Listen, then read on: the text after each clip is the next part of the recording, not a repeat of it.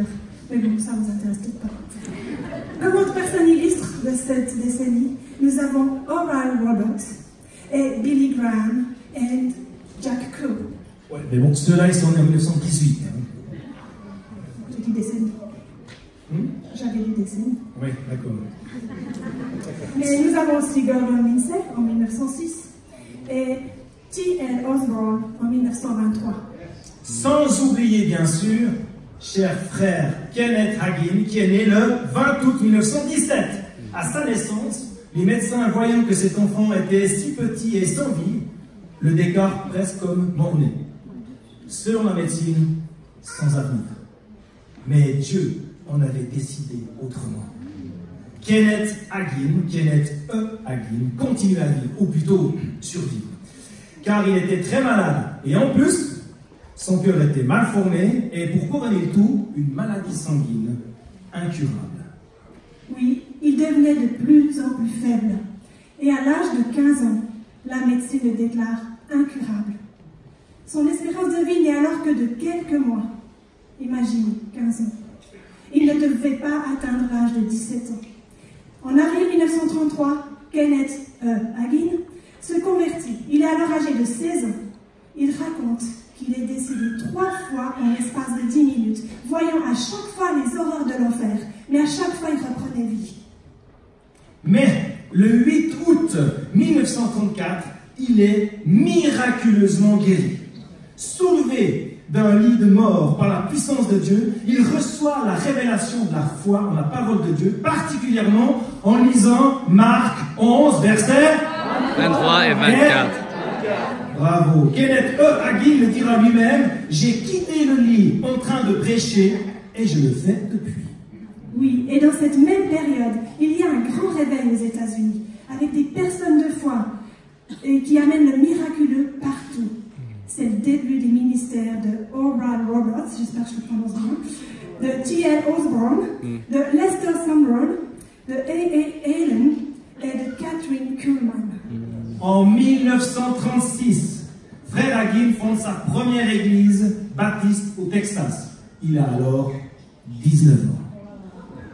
Une année après, donc à 20 ans, il devient ministre des Assemblées de Dieu.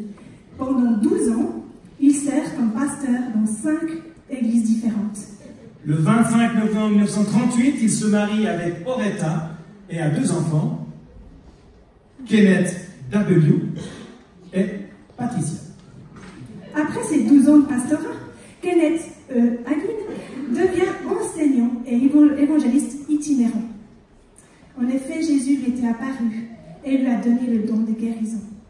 Il rejoint également The Voice of Healing avec ses amis Oral Roberts, 3e fois que je le dis, et Gordon Lindsay.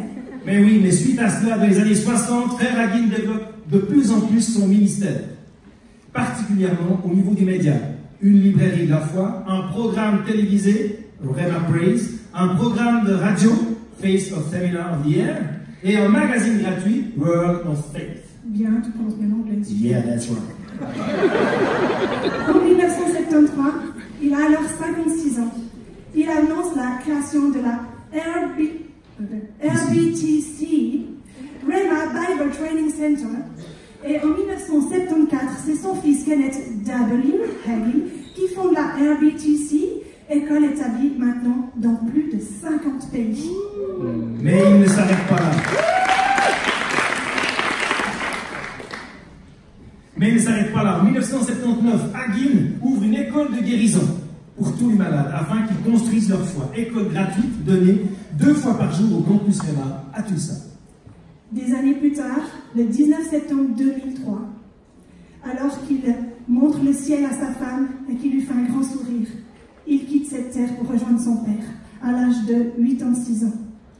Richard Roberts, qui est alors le président de l'université Oral Roberts, dira de frère Hagin, si quelqu'un a entendu frère Kenneth E. Hagin, vous saviez que vous écoutiez un prophète de Dieu.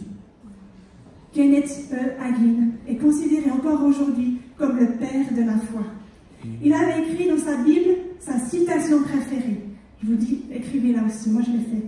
La Bible dit, je le crois, et ça règle le problème. Il y a eu cette année-là 58 diplômés à la première remise des diplômes Réma Toussaint en 1975. Depuis, tout a été très vite pour arriver aujourd'hui à 250 campus dans le monde et 84 000 diplômés.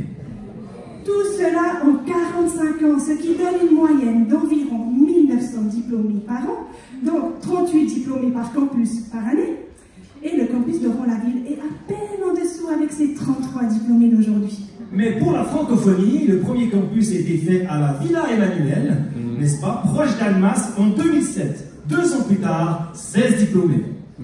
Et après cette première volée, Catherine McCord, qui est ici présente avec John Madan, ils prospectent pour trouver un lieu plus adéquat. Et c'est l'hôtel Ramada à Genève qui a été choisi et qui accueille à raison de 2 week-ends par mois le campus Réma Genève depuis jusqu'en juin 2015.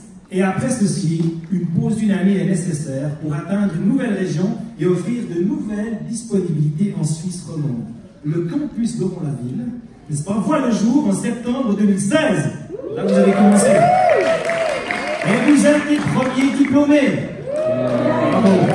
Et à partir d'aujourd'hui, de juin 2019, ce seront, écoutez bien, 813 diplômés francophones dans les campus de qui vont passer par Genève, Nice, Québec, Haïti et Paris. Mais l'histoire continue. D'autres campus vont voir le jour très bientôt et peut-être vous pourrez y jouer un rôle.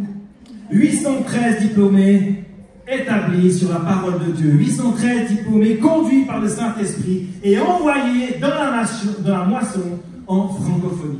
813 diplômés formés pour répondre à son appel. 813 diplômés dont vous faites partie.